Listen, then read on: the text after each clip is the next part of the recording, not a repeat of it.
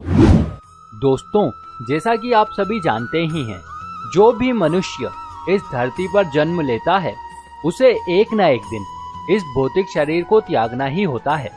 यही सृष्टि का नियम है और ये सर्वथा उचित भी है। परंतु जब चर्चा किसी अवतार की मृत्यु की होती है तो वास्तुतः इसका अर्थ मृत्यु नहीं होता है, क्योंकि अवतार कभी मरते नहीं हैं। गीता में भगवान श्री कृष्ण ने कहा है कि जब जब धर्म की हानि होती है तब तब मैं उसकी रक्षा के लिए धरती पर अवतार लेता रहूंगा। लेकिन दोस्तों, यदि हम श्री कृष्ण की बात करें तो वे इस सृष्टि के नियमों से परे हैं। उन्होंने जितनी लीलाएं की है उतनी शायद ही किसी और ने की होगी। इसी संदर्भ में कहा जाता है कि जब भगवान कृष्ण की मृत्यु हुई थी तत्पश्चात उनका दाह संस्कार किया गया था, लेकिन तब उनके शरीर का एक अंग नहीं जला था। अब प्रश्न ये उठता है कि यदि वास्तव में ऐसा हुआ था तो अभी उनका ये अंग कहाँ पर है, और यदि मौजूद है तो इसके क्या प्रमाण हैं? बस आज के इस वीडियो में आप और हम मिलकर इन्हीं कुछ प्रश्नों के उत्तर जानेंगे। नमस्कार और एक बार फिर स्वागत है आप सभी का आपके अपने वीडियो कलेश यूट्यूब चैनल पर।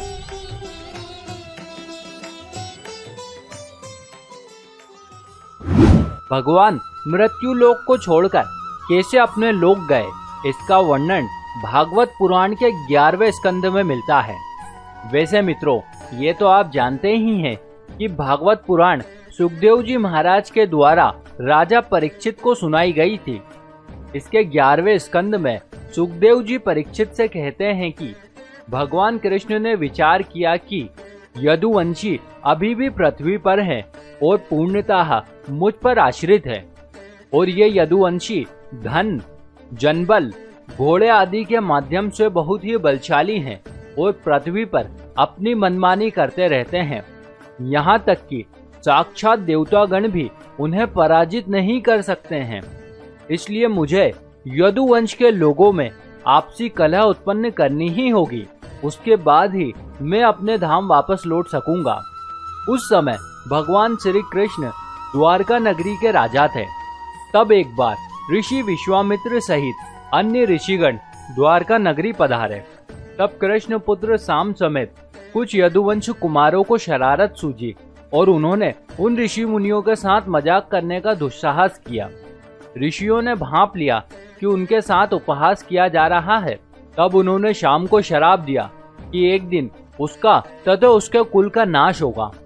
उन सबके जाने के पश्चात द्वारका में कुछ दुर्भाग्यपूर्ण घटनाएं, उत्पात और अपशगुन होने लगे। तभी यदुवंशियों की बुद्धि भ्रष्ट होने लगी और वे आपस में झगड़ने लगे। इस लड़ाई ने इतना भयंकर रूप ले लिया कि सभी यदुवंशी मृत्यु को प्राप्त हो गए। इस प्रकार से ऋषियों द्वारा दिए गए श्राप के कारण यदुवंश का नाश हुआ।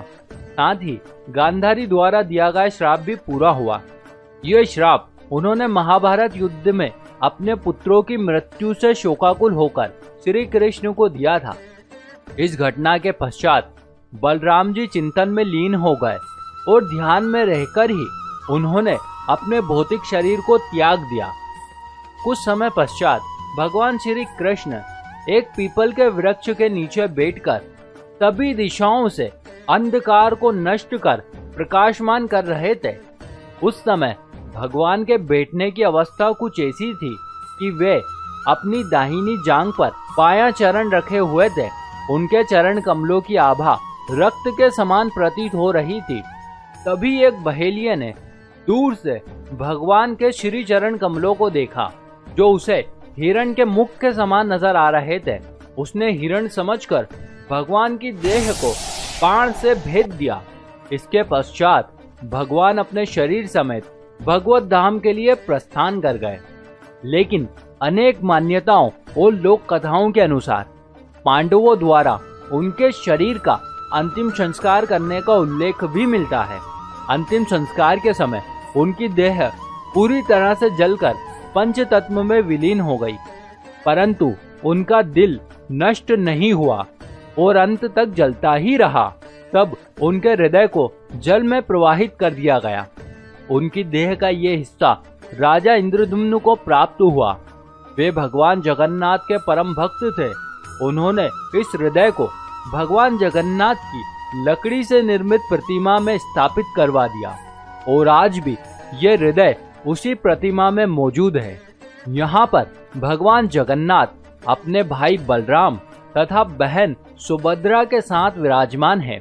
क्योंकि ये मूर्तियां लकड़ी से निर्मित की गई है, इसलिए इन्हें हर 12 वर्षों में बदला जाता है।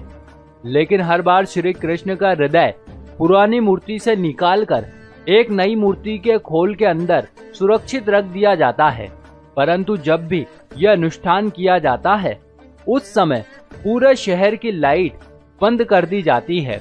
इसके पीछे लोगों की ये मान्यता है कि यदि उनका हृदय सूर्य की रोशनी अथवा किसी भी अन्य विद्युतीय प्रकाश के संपर्क में आता है तो इसमें ऐसा कंपन होने लगता है जैसे कि यह किसी प्रकार का कोई उपकरण हो। इसके अलावा जो पुजारी इस अनुष्ठान को करते हैं, उनकी आंखें तथा हाथों पर पट्टियां बांध दी जाती है ताकि वे ना तो इसे देख सके और ना ही इसे छू सके। साथ ही साथ मंदिर के अंदर का फोटो लेना भी पूरी तरह से वर्जित है। इसके अलावा तब से लेकर आज तक इस मंदिर में रहस्यमय ढंग से चमत्कार होते आ रहे हैं और कुछ चमत्कार तो ऐसे हैं जिन्हें आज भी खुली आंखों से देखा जा सकता है। इसमें सबसे बड़ा चमत्कार जुड़ा है मंदिर की ध्वजा से, जो सदैव हवा के विपरीत दिशा में लहराता है। इस ध्वजा को हर दिन बदला जाता है। इस प्रक्रिया में एक पुजारी को ऊंचे गुम्मद पर चढ़कर ध्वजा बदलनी होती है। इस ध्वजा की छाया दिन में किसी भी समय जमीन पर दिखाई नहीं देती है। श्री जगन्नाथ मंदिर की ऐसी मान्यता है कि अगर किसी दिन ध्वजा को बदला ना जाएगा तो ये मंदिर 18 वर्षों के लिए बंद हो जाएगा। इसके अलावा ऐसा कहा जाता है कि मंदिर में प्रतिदिन चाहे कितने भी श्रद्धालु दर्शन करने के लिए पहुंचे, मगर प्रसाद की मात्रा कभी भी कम नहीं होती है। यहाँ की विशाल रसोई को प्रतिदिन लगभग 800 लोग मिलकर बनाते हैं। यह प्रसाद भी अनोखे तरीके से पकाया जाता है। इस प्रसाद को पकाने के लिए 7 बर्तनों को एक के ऊपर एक रखा जाता है, मगर इसमें चमत्कार ये है कि इस प्रक्रिया में सबसे ऊपर रखे गए बर्तन का भोजन सबसे पहले पकता है और फिर नीचे वाले बर्तनों की सामग्री तैयार होती है। इसके साथ ही मंदिर पर लगा सुदर्शन चक्र आप किसी भी दिशा से देख सकते हैं। ये हर तरफ से देखने में ऐसा प्रतीत होता है कि ये चक्र आपके सामने ही लगा है। इस मंदिर की गुम्मद के ऊपर ना कभी कोई पक्षी बैठता है और ना ही कभी कोई विमान इसके ऊपर से गुजरता है। इसके अलावा भी दोस्तों, ये मंदिर अनगिनत रहस्यों को अपने अंदर समेटे हुए है। तो इन्हीं कुछ संकेतों से पता चलता है दोस्तों कि आज भी इस मंदिर में भगवान श्री कृष्ण की शक्ति मौजूद है। इसी के साथ हमारी ये कथा भी यहीं समाप्त होती है। हम उम्मीद करते हैं कि आपको हमारी आज की जानकारी जरूर अच्छी लगी होगी। यदि आप भी इस विषय में कुछ एक सकारात्मक विचार रखते हैं तो नीचे दिए गए कमेंट बॉक्स के माध्यम से हमें जरूर बताइएगा। देखते रहिए वीडियो कलश यूट्यूब चैनल।